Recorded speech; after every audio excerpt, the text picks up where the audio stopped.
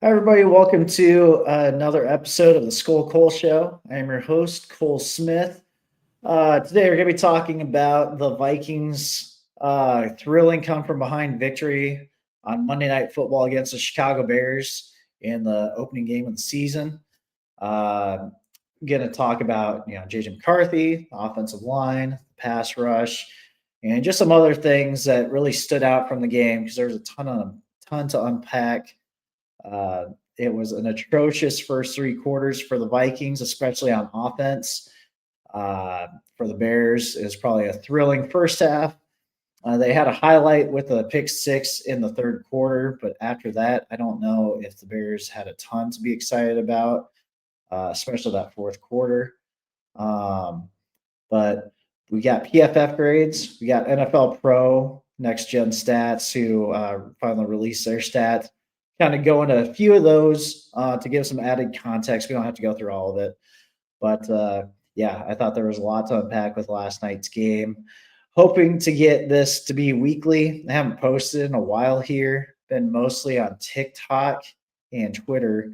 Um, so still been active, breaking everything down, reacting to stuff. But uh, with games starting, there's no reason not to be getting a show out at least weekly. I don't know if I'll do bi-weekly, start having like a reaction show to the previous game, and then a few days later do kind of a preview show for the upcoming game. But still trying to find my footing with this podcast thing. I know that um, some people are wondering, friend wise, why there aren't more episodes coming out, but we'll just see what this thing grows into. I think I've said that the past couple episodes.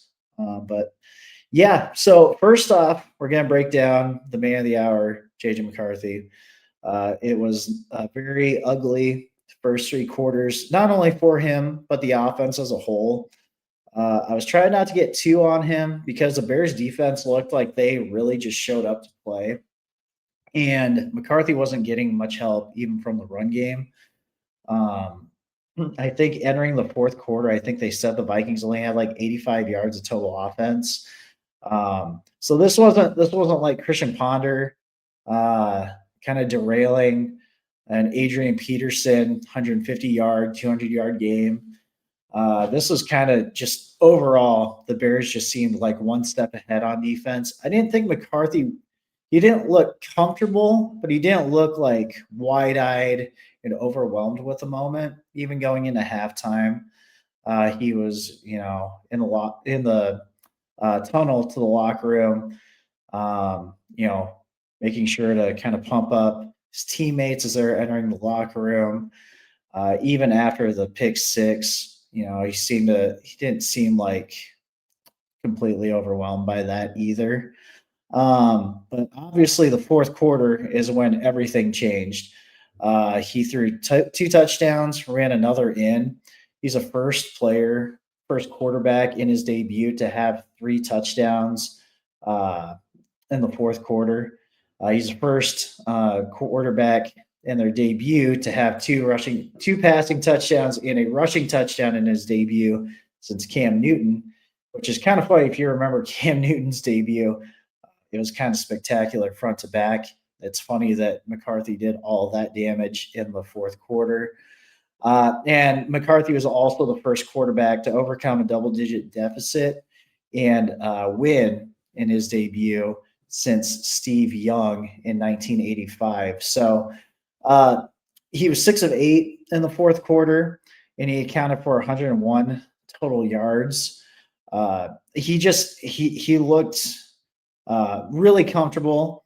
I don't know what the Vikings changed. I don't know if that pick six just forced O'Connell to open up the offense a little bit more, but something changed in the fourth quarter all around.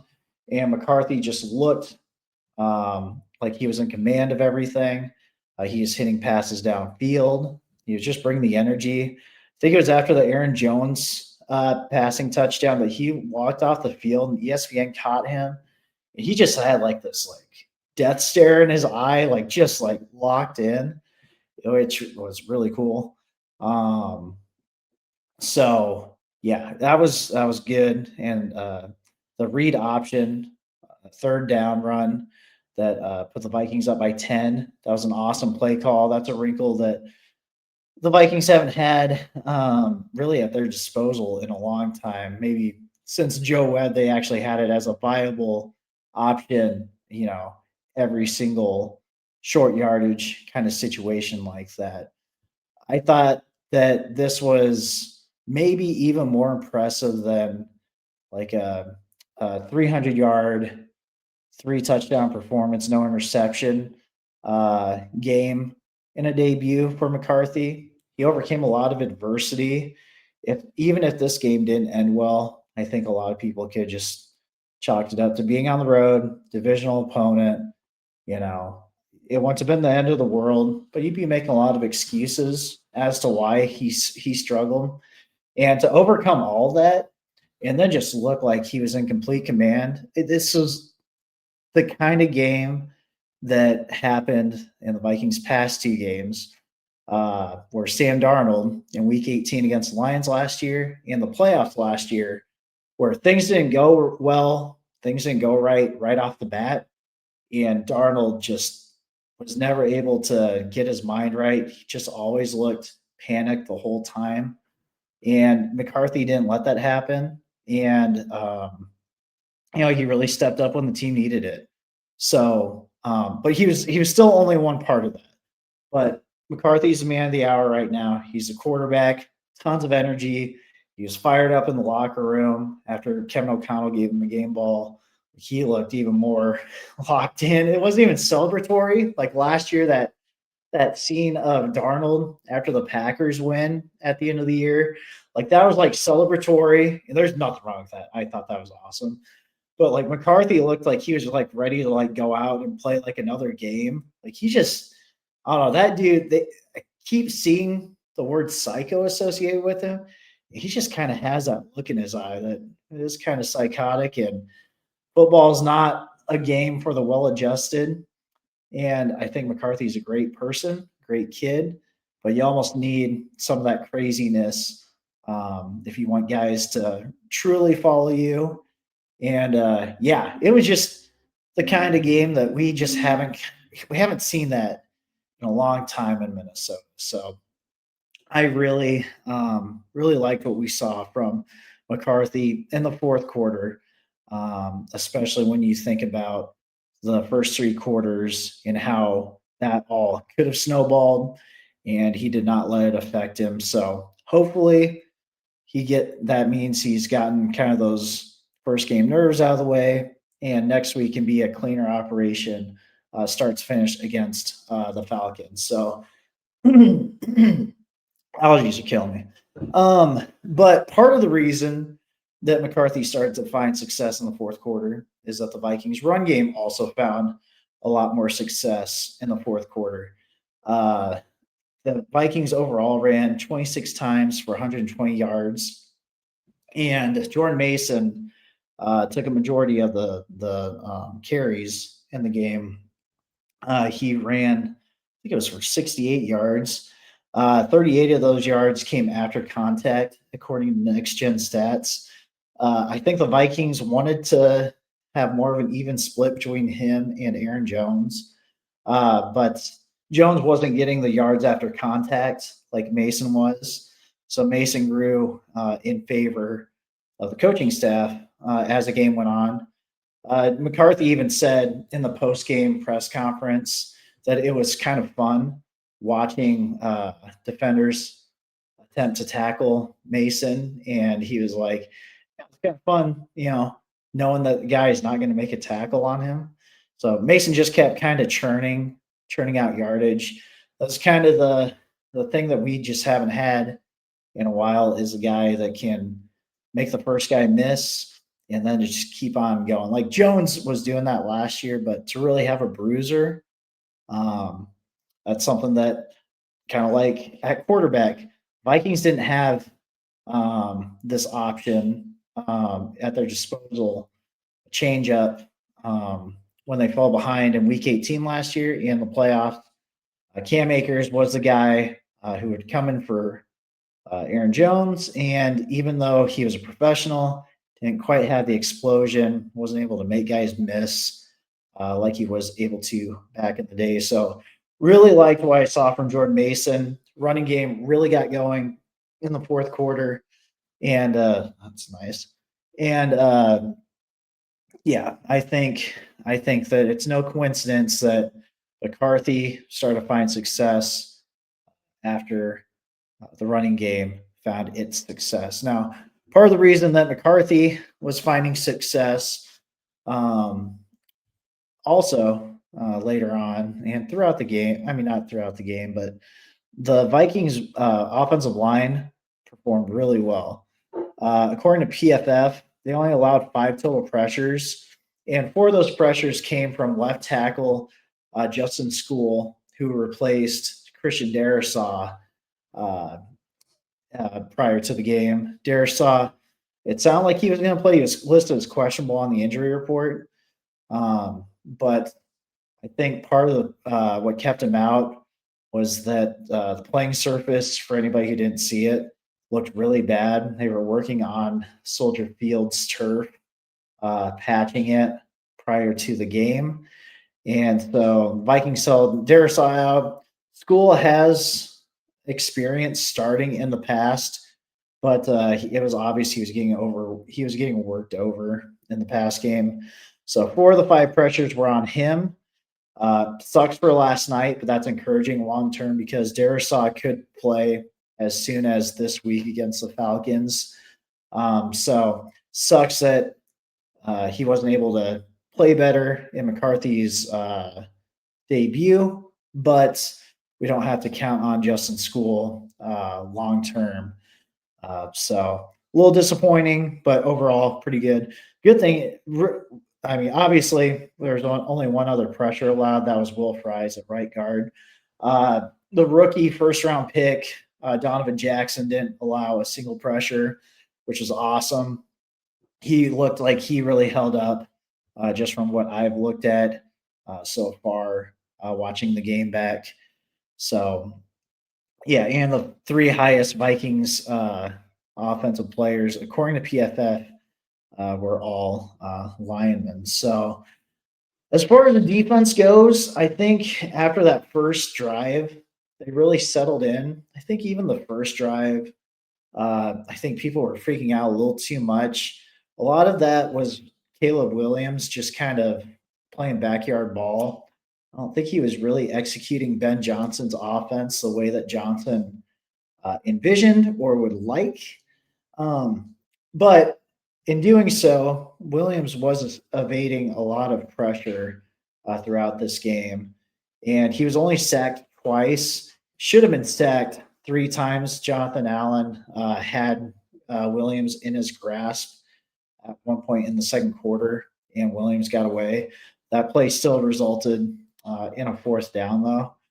Uh, Allen had a couple other plays. I mean, Allen had 6 pressures according to Next Gen Stats, which is tied for the team lead with Javon Hargrave, uh, who had 2 sacks. He was able to get to Caleb a couple times, and it was the kind like how the Vikings didn't get the performance they needed in the final 2 games last year from Darnold in the run game.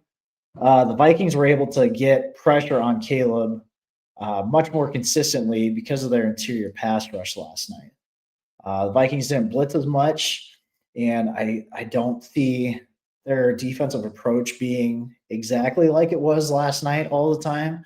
But it's nice to know that you have this change up to where you don't have to blitz every time to get pressure. Uh, Most other quarterbacks, I think, probably would have taken at least 4 or 5 sacks last night. I think Jonathan Grenard, he was having a toughish time because he just wasn't getting home, but it also looks like he was just kind of destroying Braxton Jones too. I think Caleb was just I don't know if he had a great game, but he was just avoiding a lot of sacks. There was even one play that looked like a hold initially where Cole Kmet was on Grenard and uh, Williams just juked Grenard, and Grenard even went after somebody on Twitter for calling him out on it.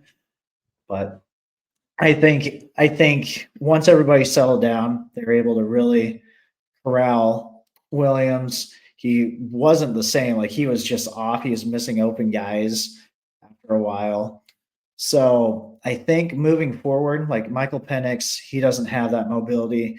Joe Burrow has mobility. I don't know if he's even that slippery. And his offensive line wasn't great against the Browns. So very encouraging. Grenard and Van Ginkel didn't register any sacks, but I could see them. Um, hot take alert.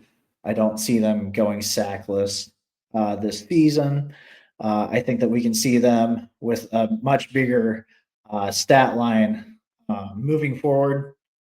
I think against the Falcons next week, they could turn it on. It'd be nice if we get this all the time where even if those guys aren't getting the pressure, the interior guys are. When the interior guys aren't getting pressure, then it's Grenard and Van Ginkel and even Dallas Turner getting to the quarterback.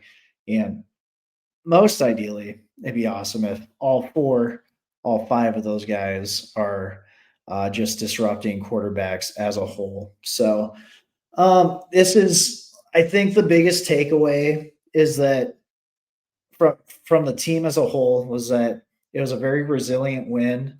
This would have been easy one to just chalk up, kind of like to the uncertainty of Ben Johnson with a new offense, the new players. Could have easily just been like, yeah, Soldier Field. It's always weird at Soldier Field. Uh, they're just one step ahead of us. Just not your night.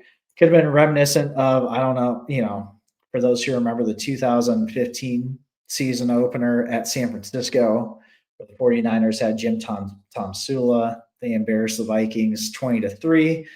And then right after that, the 49ers fell apart. Vikings were really good the rest of the year, won 11 of the final 15 games.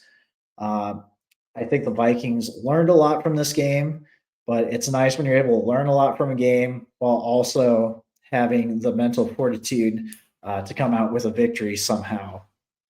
So we'll see what happens moving into next week's season opener or home opener against the Falcons. Much easier environment to play in, obviously. Hopefully, the team is juiced up. I don't see why they wouldn't, but in front of the crowd, home crowd for the first time since last year against the Packers, I think we should see a much smoother operation on offense for McCarthy.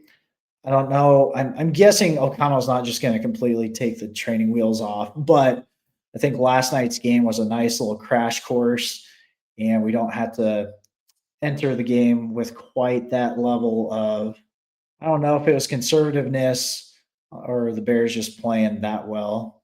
It might have been a little bit of both, but just knowing that you can trust McCarthy to maybe operate with more of the offense than maybe you even anticipated going into his first couple of games. So great first win, super thrilling. I mean, for those who remember the 2014 season with Teddy, this is kind of our first time doing this since then with a rookie. We had the Falcons win that year, which was awesome. There's a Buccaneers win where Teddy led a game tying drive, and then Anthony Barr walked the team off in overtime.